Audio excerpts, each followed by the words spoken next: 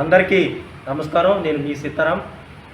మన భీమవరం నియోజకవర్గంలో ప్రజలందరికీ, ఓటర్ మహాశయులకి, మా కాంగ్రెస్ పార్టీ నాయకులకి, కార్యకర్తలకి, ముఖ్యంగా మాకు అండదండగా ఉన్న సిపిఎం, సిపిఐ నాయకులకి, కార్యకర్తలకి అందరికి కూడా నా తరపున, మా కాంగ్రెస్ పార్టీ తరపున కృతజ్ఞతలు తెలియజేస్తూ, మా కాంగ్రెస్ పార్టీ నా కోసం ఎంతోమంది కార్యకర్తలు కష్టపడ్డారు, అభిమానులు అందరూ కష్టపడ్డారు. వాళ్ళకు కూడా మరియు పేరు పేరున కృతజ్ఞతలు తెలియజేస్తూ, మన రాహుల్ గాంధీ గారు ప్రధాని అయిన వెంటనే మన ఆంధ్రప్రదేశ్కి మొట్టమొదటి సంతకం ప్రత్యేక హోదా కంపల్సరీ వస్తుంది. అలాగే భీమవరం నియోజకవర్గంలో ఏ సమస్య వచ్చినా మా కాంగ్రెస్ పార్టీ కార్యకర్తలు, నేను ఆ ప్రజలందరూ కూడా అండగా ఉంటాం. ఏ సమస్యలు వచ్చినా సరే ప్రజల తరపున పోరాటానికి ఎప్పుడు కూడా మేమంతా సిద్ధంగా ఉన్నాం. గతంలో కూడా నేను యూత్ కాంగ్రెస్ జిల్లా అధ్యక్షుడు ఉన్నప్పుడు కూడా సుమారు 13 సంవత్సరాలు నేను మన పశ్చిమ గోదావరి జిల్లాకి యూత్ కాంగ్రెస్ అధ్యక్షుడిగా పనిచేసాం. అంతకుముందు కూడా ప్రజలు ఏ కష్టం వచ్చినా కూడా మేము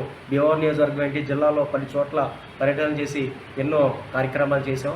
అలాగే మన ఇప్పుడు భీమవరం నియోజకవర్గంలో వీరవాసం మండలం ఏంటి, భీమవరం మండలం ఏంటి, భీమవరం టౌన్ కూడా ప్రజలందరూ కూడా చాలా అభినందించారు. అందరూ కూడా నా కృతజ్ఞతలు తెలియజేస్తున్నాను.